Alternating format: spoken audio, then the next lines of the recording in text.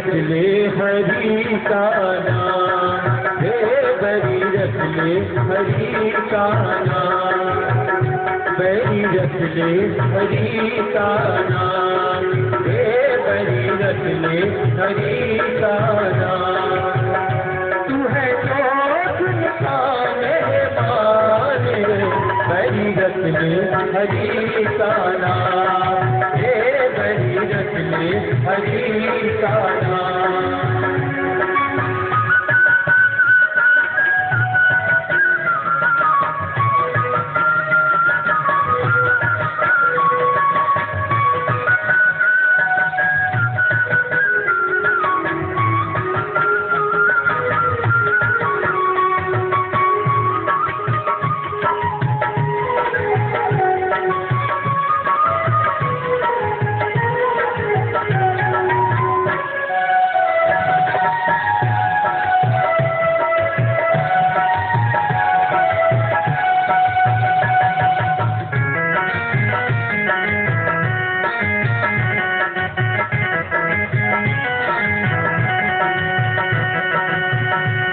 दौलत करे तुझे भरोसा, एक दिन देगी सबको धोखा।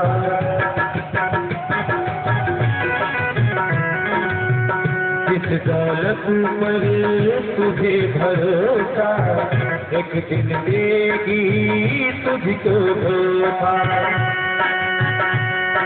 लुट जाए सरियाम रे, बरी रख ले हरि का नाम, हे बरी रख ले प्रभु का नाम, बरी रख ले हरि का नाम, हे बरी रख ले प्रभु का नाम।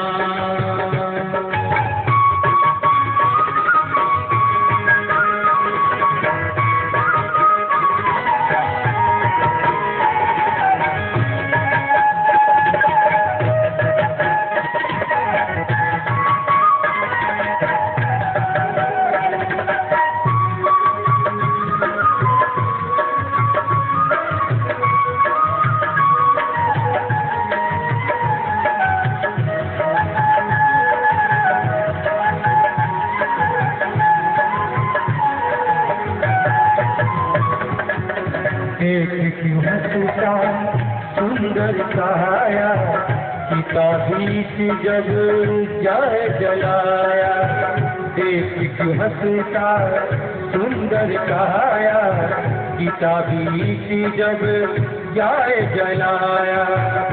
तेरा मांस रहे ना श्याम रे, बरी रख ले हरि का नाम, हे बरी रख ले हरि का नाम, हे बरी रख ले प्रभु का नाम।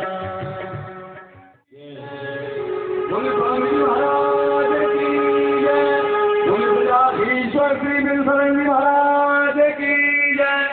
सभी खड़े होकर के पूज महाराज जी का स्वागत करेंगे। महाराज जी विराजमान हो रहे हैं मंच पर, तो आप लोग खड़े होकर के स्वागत करेंगे। बोलिए व्यास जी महाराज की जय।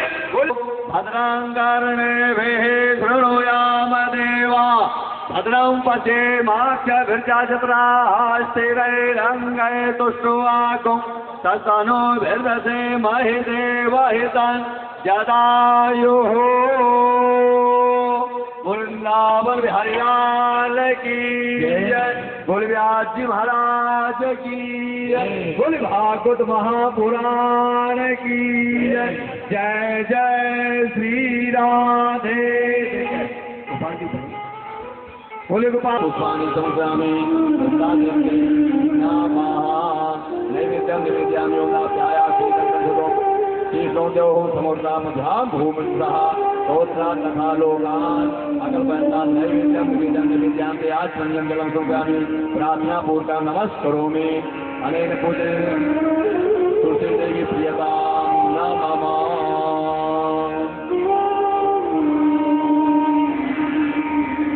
समवेदकृत्यं द्वैपायनो विरहकातनया जुहावा पोत्रेति तन्मयतया कर्मोऽभिनीतो तं सर्वभूतहृदयं मुनिमानतोऽस्मि।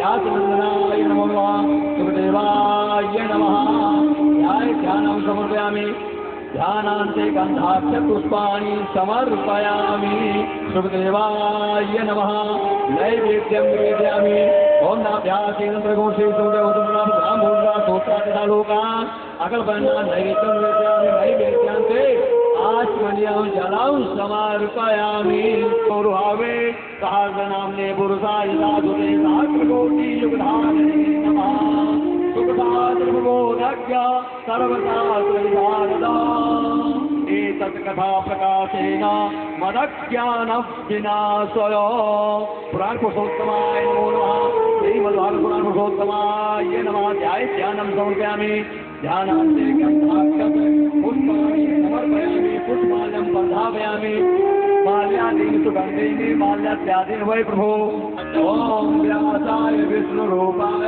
व्यासरूपाय विष्णुवे नमो वै ब्रह्मविदये वासिष्ठाय नमो नमः आचतुर्वदनो ब्रह्मा द्विबाहुर्परो हरिः अभाललोचना शम्भो भगवान् पादरायणः बोल व्यास महाराज की जय ओम सुवासा परवीता का सौजायमानः अंधेरा स्वाचो मनसा देवयन्तः वस्त्रं प्रधापयामि वस्त्रान्ते अग्निजलं दक्षिणां समर्पयामि व्यासाय नमः बोल व्यास महाराज की जय।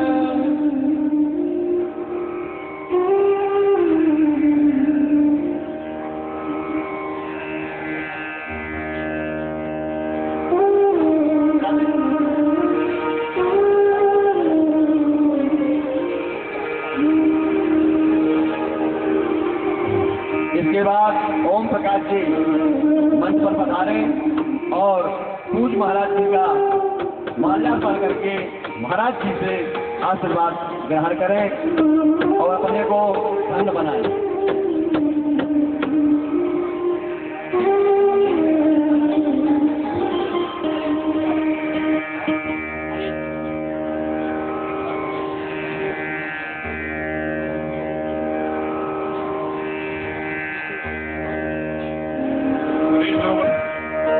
श्री आहूजा जी सत्यवान आया और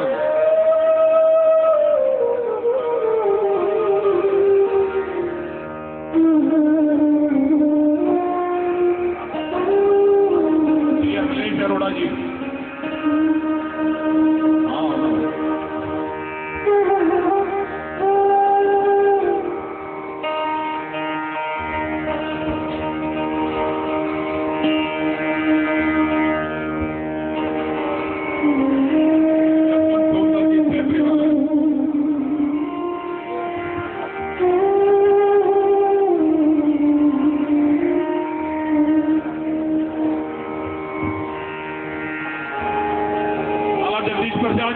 मंच पर आए और महाराज जी से आशीर्वाद ग्रहण करें।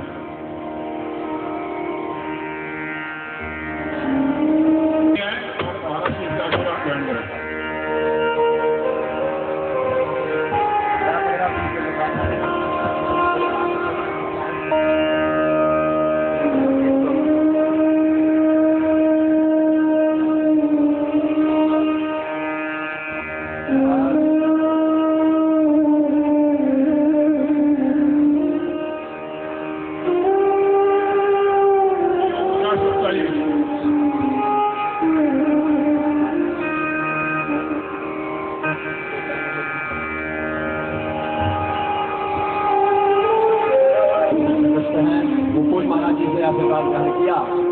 इसके बाद हम सब लोग आरती करेंगे तो सभी लोग अपने अपने आरती कृष्ण कन्हैया की हर हर मुरली बजैया की आरती कृष्ण कन्हैया कृष्ण तुम मथुरा जन्म लियो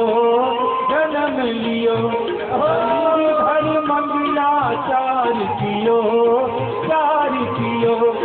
जगदा दो इलैया की आरती कृष्ण कन्हैया की हर धर मुरली बजैया की, धर मुरली बजैया की, आरती कृष्ण कन्हैया की।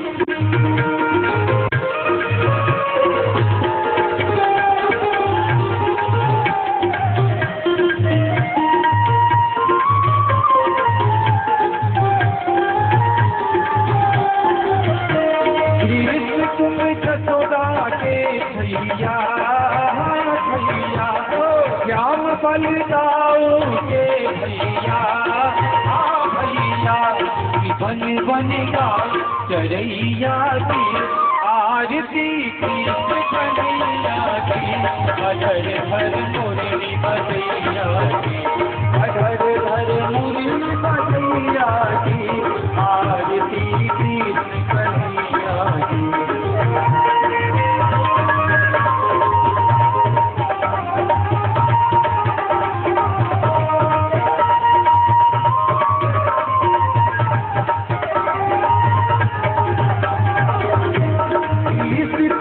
अर्जुन के प्यारे, हाँ प्यारे, श्याम हो भगतन रखवारे, रखवारे, यमुना जटिरा रचैया की, आरती कृष्ण कन्हैया की, धर मुरली बजैया की, धर मुरली बजैया की, आरती कृष्ण कन्हैया की।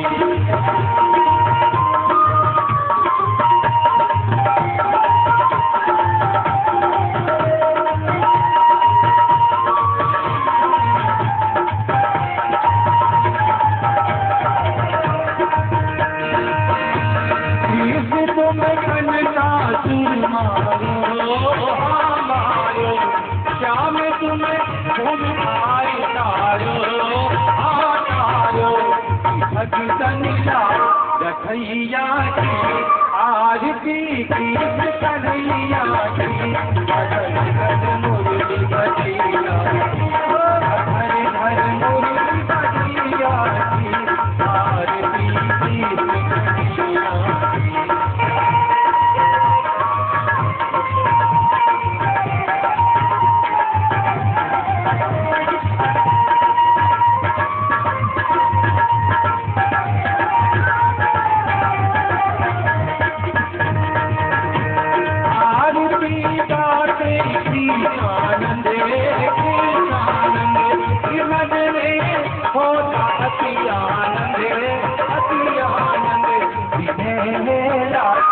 रखैया की, आरती कृष्ण कन्हैया की, धर मुरली बजैया की, आरती कृष्ण कन्हैया की, आरती कृष्ण कन्हैया की, आरती कृष्ण कन्हैया की, आरती कृष्ण कन्हैया की, आरती कृष्ण कन्हैया की। ओम जय हो शांति निरंतर जगो शांति है पृथ्वी शांति राम शांति बोले राधे श्याम, बोले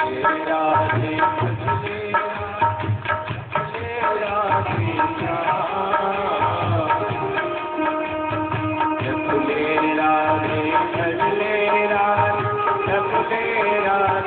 श्याम, बोले राधे, बोले राधे,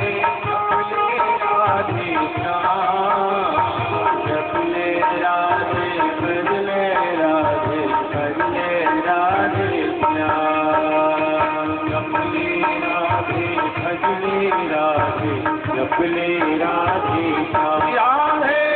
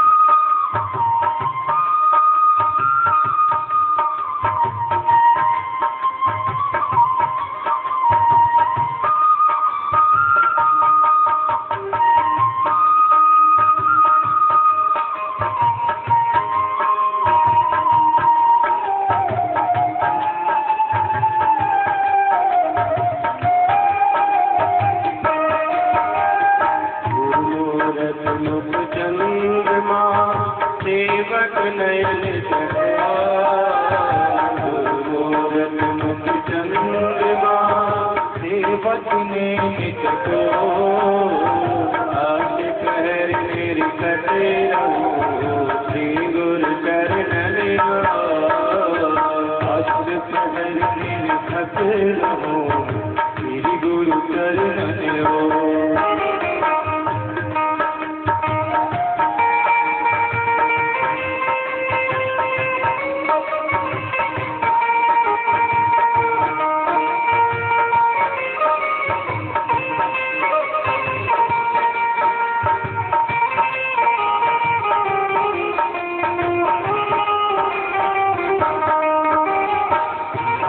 मेरी राधिका पिता मेरो घनश्याम, मेरी राधिका पिता मेरो घनश्याम, इन दोनों के चरणों में मेरा बारंबार प्रणाम, इन दोनों के चरणों में मेरा बारंबार प्रणाम।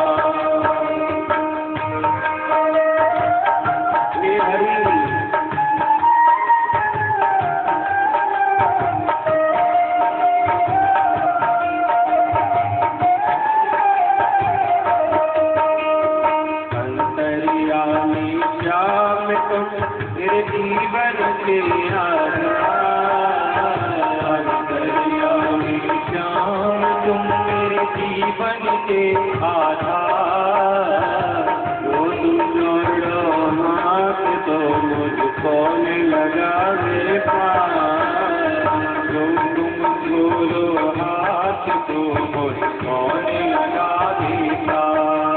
आजा रे कन्हैया तेरी याद आई, आजा रे कन्हैया तेरी याद आई, तेरी याद आई रे कान्हा याद आई, याद आई कान्हा याद आई।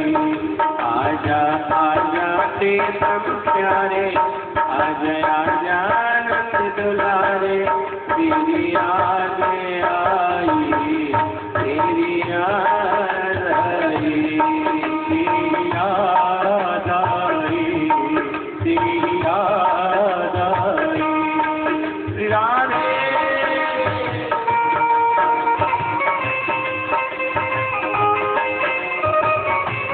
जय हो।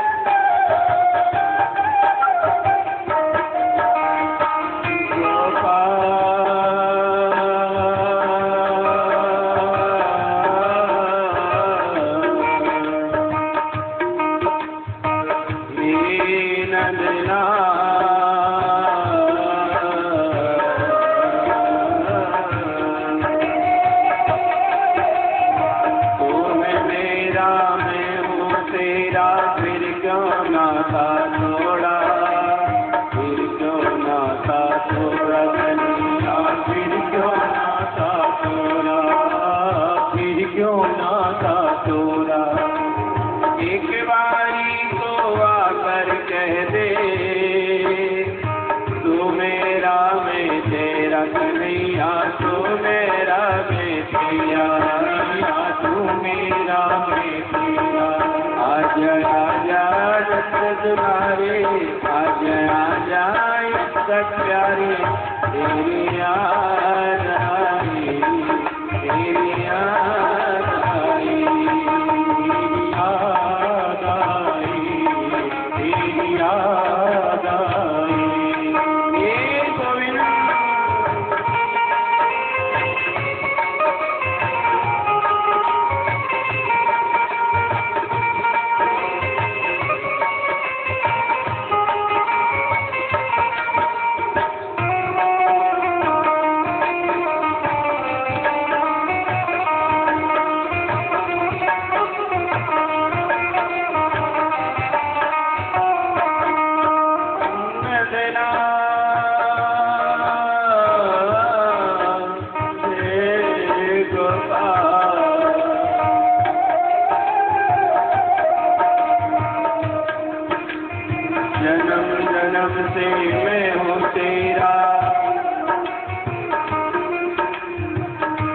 जन्म जन्म से भटक रहा मैं तेरे तरस बिना, तेरे तरस बिना। अब ना तड़पाओ नंदन,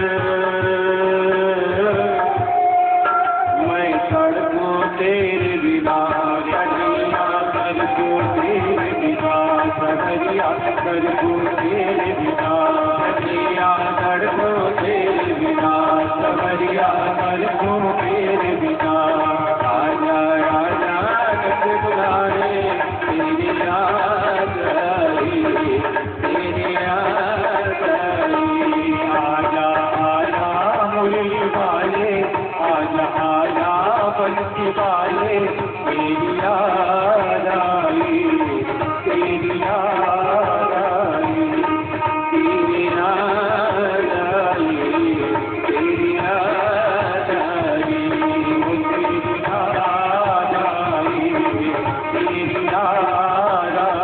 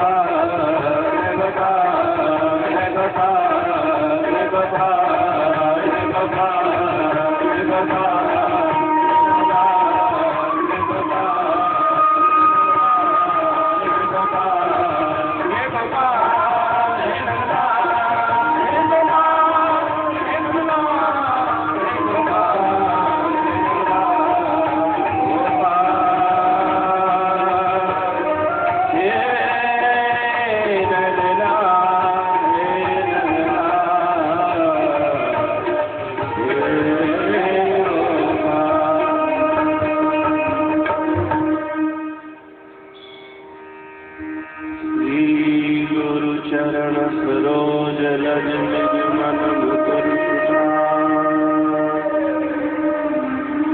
वर्णहु रघुबर बिमल जस, नायक फल जान भूतहीन तन जानते पवन कुमार, फल बुध विद्या हरहु कलेश विकार। बोले सद्गुरुदेव भगवान की जय। श्री हनुमान जी महाराज की जय। बोले भागवत भगवान की जय। जय जय श्री राधे, जय जय श्री राधे, जय जय श्री राधे श्याम। पराक्रम परमात्मा जगदीश्वर, जगत पिता, जगदात्मा, सर्वज्ञता, कण कण में व्याप्त परमात्मा श्री राधा माधव हनुमान जी महाराज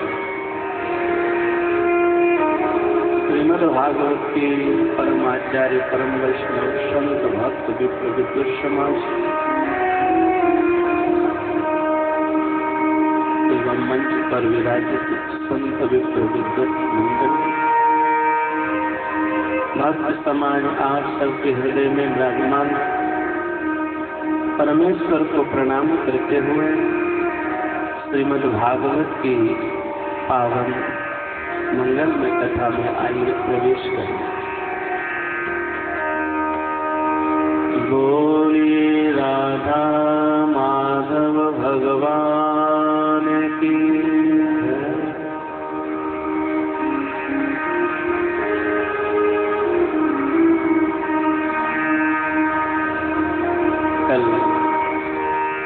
और हम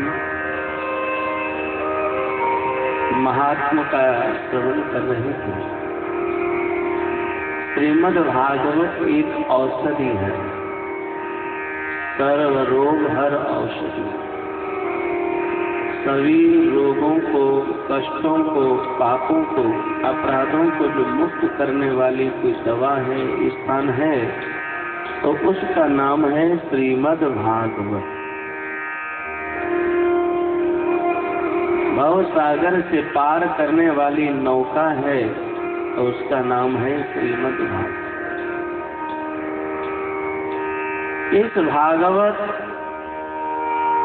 को सुखदेव महाराज ने सौनकादिक ऋषियों को, सुखदेव भगवान ने महाराज परीक्षित को, ब्रह्मा जी के द्वारा ये परंपरा आगे बढ़ी। हंस भगवान ने ब्रह्मा को दिया, ब्रह्मा ने सनकादिक नारद को प्रदान किया, और सनकादिक नारद और नारद के सहयोग से कृष्ण द्वैपायन वेद व्यास को प्राप्त हुआ, और वेद व्यासी महाराज ने अपने पुत्र सुखदेव जी को दिया, सुखदेव जी ने परीक्षित को दिया, वहीं सूत जी ने सुना, उन्होंने सौनकादिक ऋषियों को सुनाया,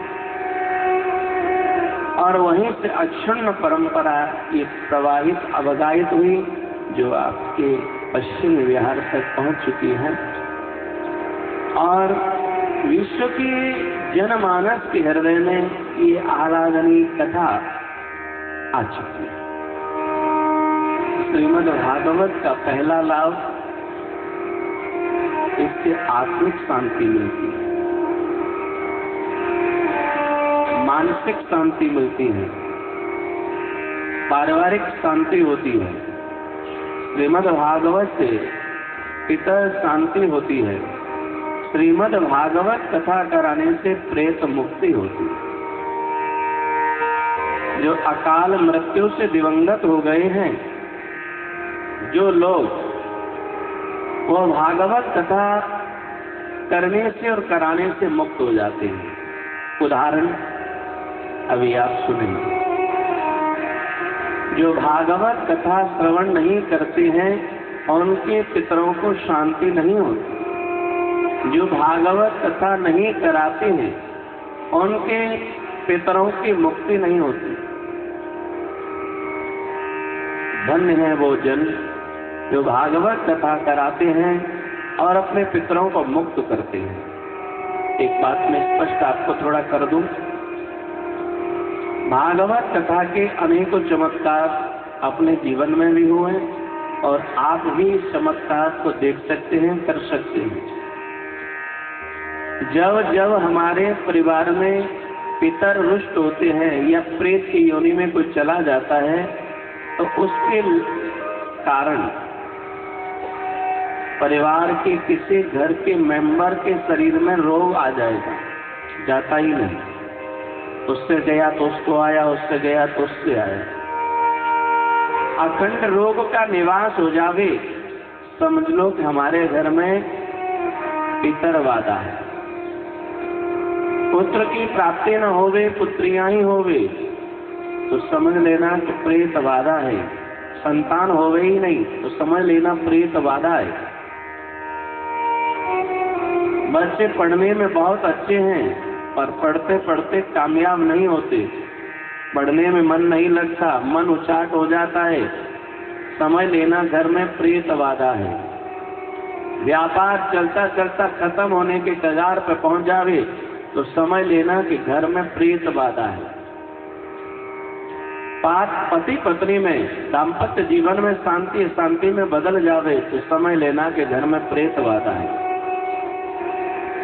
रात को सोते हुए डरावने भयानक स्वप्न नजर आने लगे, समझ लेना कि प्रेतवादा है।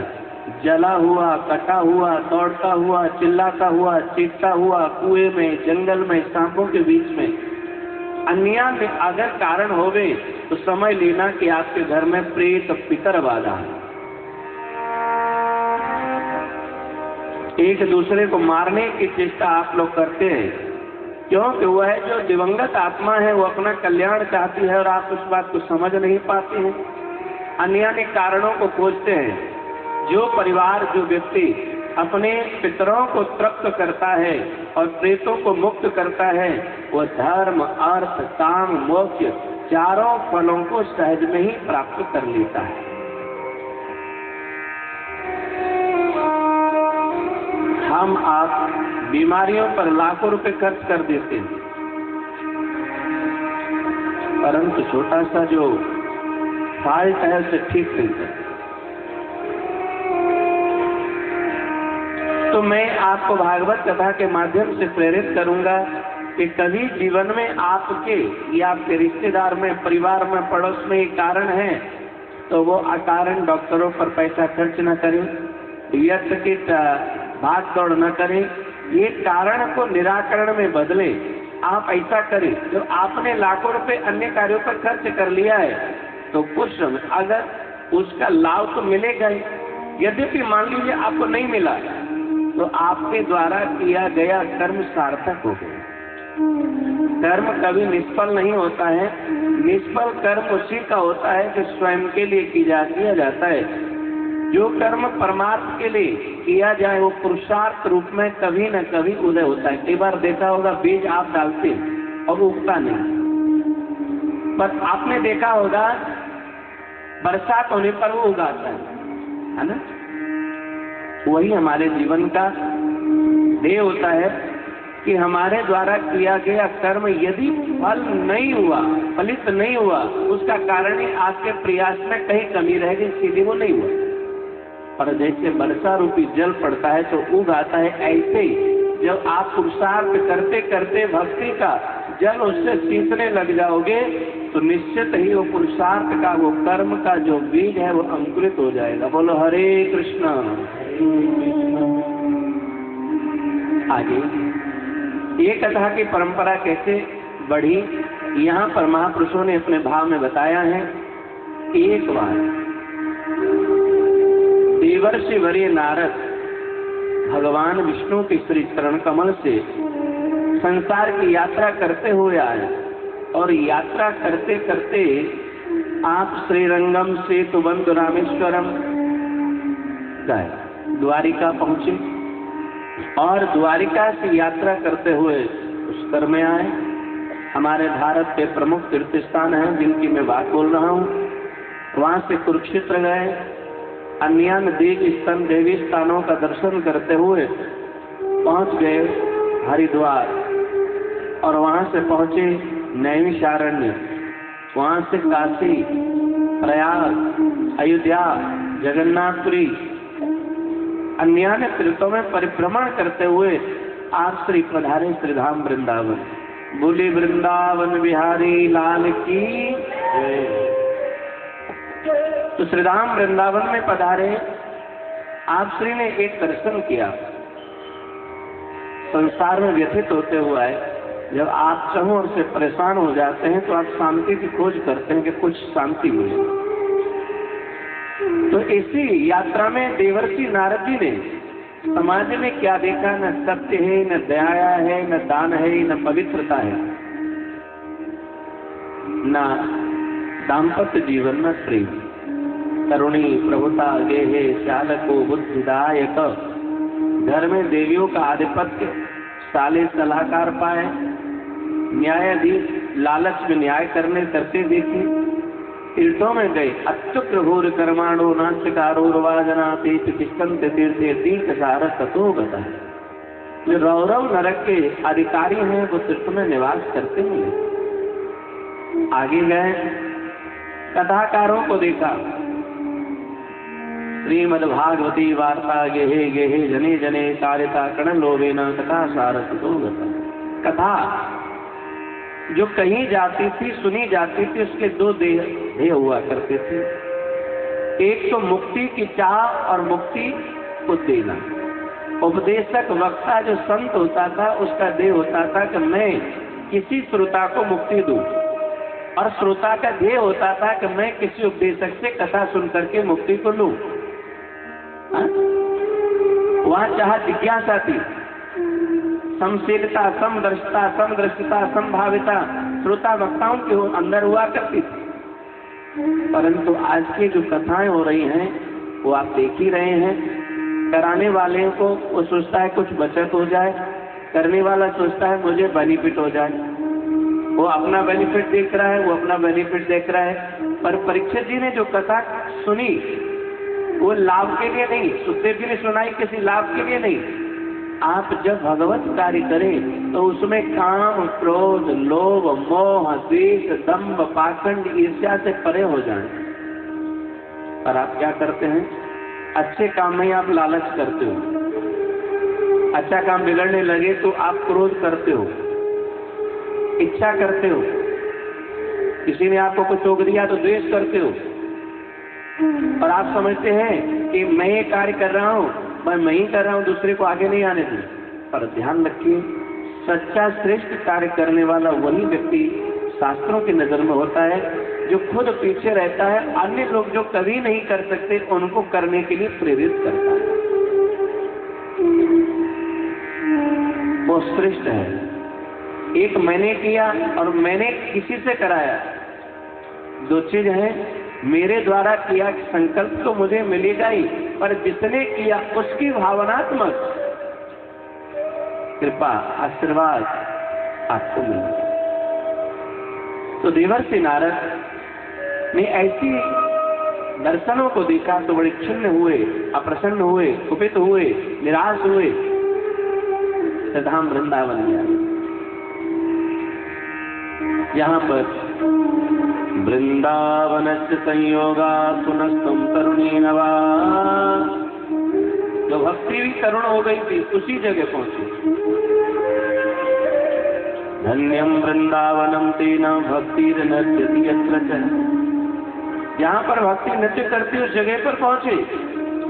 यमुना के तट पर एक दृश्य देखा, एक अबला रो रही है, दो पुरुष अच्छी अवस्था में हैं, बहुत सारी स्त्रियां सांत्वना दे रही हैं। नारद जी निकल गए, ये अबला होश में आई और पुकार रही है, भो भो साधो क्षणम तिष्ठम चिंताम विनाशय, दर्शनम तव लोकस्य सर्वथा गहरम परम। बाबा जरा रुके, मचिंता मपी नाशय, मेरी चिंता का नाश करे। संत कोई जा रहा हो उसे रोक करके पूछो, रोक करके मिलो। रुक गए, बोले आप कौन हैं? अहम भक्तिरिति ज्ञाता एवं मे तनयो मतौ, ज्ञान वैराग्यमानो काल योगेन जर्जरो। क्या? हाँ, कहाँ पैदा हुई आप? भक्ति कहाँ पैदा हुई? उत्पन्ना द्रवणे साहम वृद्धिम कर्नाटके गता, क्वचित क्वचिन महाराष्ट्रे गुर्जरे जीर्णताम गता। भक्ति का जो प्रागट्य है द्रविड़ देश में, कर्नाटका में, महाराष्ट्र में पली बड़ी, सौराष्ट्र में विवाह हुआ और पुत्र हुए, गुजरात में बुढ़ापा गया, बुढ़ापे से सब लोग डरते ही है ना, भयभीत हुई और वहां से दौड़ती हुई वृंदावन में आ गई और उल्टा हो गया हमारा। यहाँ मैं तो युवा हो गई। घटते जरठा माता तरणो तनयाविति, मेरे पुत्र तो व्रत हो गए और मैं युवा हो गई। कली काल में साथ ये दर्शन सत्य है। पिता, पुत्र और माँ, माँ और बेटा बैठे हो, देखना, माँ आपको युवा नजर आएगी और बेटा आपको बूढ़ा नजर आएगा। बेटा के बाल सफेद होंगे तो माता जी के एकदम पूरे ब्लैक। 80 साल की हो जाए भले, पहले तो वृद्धा या वृद्ध अवस्था 50 साल में दिखने लगती थी, अब तो पूरा 100 पूरा क्रॉस हो जाए तो भी उम्मीद नहीं है। अब तो 5 रुपए में जवानी आ जाती है। पहले जवानी को संभालने के लिए बहुत उपाय प्रयत्न करने पड़ते थे, अब तो 5 रुपए में बुढ़ापा ढक जाता है। बाल सफेद नहीं तो बुढ़ापा का है। तो महाराज सोचते हूँ इदम स्थानम प्रत्यज विदेशम गम्यते मया, विदेश चले जाऊं। जरा विचार करें, चिंतन करें, कि हमारे यहाँ भक्ति इतनी कुपित हो गई, और भक्ति अगर हमारे भारत देश से चली जाती तो हम लोग का क्या होता। आगे श्लोक आए, कलौ भक्ते भक्त्या कृष्ण पुरस्थिता। कलयुग में भक्ति तो है जो मुक्ति देती है, और भक्ति हमारे भारत से चली जाती तो कृष्ण कहाँ? कृष्ण वहीं रहता है जिस घर में भक्ति है, जिस हृदय में भक्ति है, जिस परिवार में भक्ति है। शांति वही है जहाँ पर भक्ति है। बोलो श्री राधे। कहाँ है भक्ति? यहाँ कहीं। तो देवर्षि नारद जी महाराज ने कहा, बोलो मैं क्या करूं? बोले हमारे बच्चे बूढ़े हो रहे हैं, कृपा करिए। नारद पंचरात्र सूत्र, नारद पंचरात्र सूत्र में इतनी ताकत है, अगर कोई मर जाए वो सुना दिया जाए तो उसके एक बार रोम रोमांचित हो जाते हैं, खड़े हो जाते हैं। और जितने भी गुरु लोग हैं पूरे विश्व में, कोई भी धर्म समुदाय का व्यक्ति क्यों नहीं है, तो नारद पंचरात्र सूत्रात्मक सूत्रों का ही आपको दीक्षा के रूप में, मंत्र के रूप में दिया गया। बहुत ही अच्छा ग्रंथ है नारद पंचरात्र सूत्र। आप जरूर पढ़ें, जरूर दर्शन करें और उसको समझें। मंत्र की महिमा, साधना की महिमा, ईश्वर की महिमा बड़े ढंग से उसमें समझाई गई है। जमाई लेते, जमाई लेने के बाद गिर जाते। ज्ञानम प्रबुद्धताम शीघ्रम ले वैराग्यम प्रबुद्धताम। ये क्या हो रहा है? भक्ति ने पूछा। तो यहाँ नारद जी बोले कली का प्रभाव है, और कली को तो परीक्षित जी ने पकड़ लिया था, बोले छोड़ दिया था। बोले क्यों? बोले अन्य युगों में जो फल तप से, यत् फलम नातते तपसा न योगेन समाधिना तत्फलम लभते सम्यक् कलोके सब कीर्तना। कलोके सब कीर्तना। जो अन्य युगों में फल तप, योग, ध्यान, धारणा, समाधि, पूजा पाठ से प्राप्त होता है, वो कलयुग में केवल कृष्ण कहने मात्र से प्राप्त हो जाता है। कलियुग केवल नाम आधारा, सुमेरे सुमिरी नर उतरहि पारा। सुमेरे सुमिरी नर उतरहि पारा। कलियुग सुमिर सुमिर नर उतरहि पारा। सकल कुशल पात्रम ब्रह्मपुत्रम नतास्मि। आज भक्ति ने ब्रह्मपुत्र नारद को सराहा। नारद जी ने कहा, वृथा कीदय सेवा लेयहु चिंता तुरा कथम श्री कृष्ण चरणम भोज स्मरम दुखम गमिष्यति। इतना सुंदर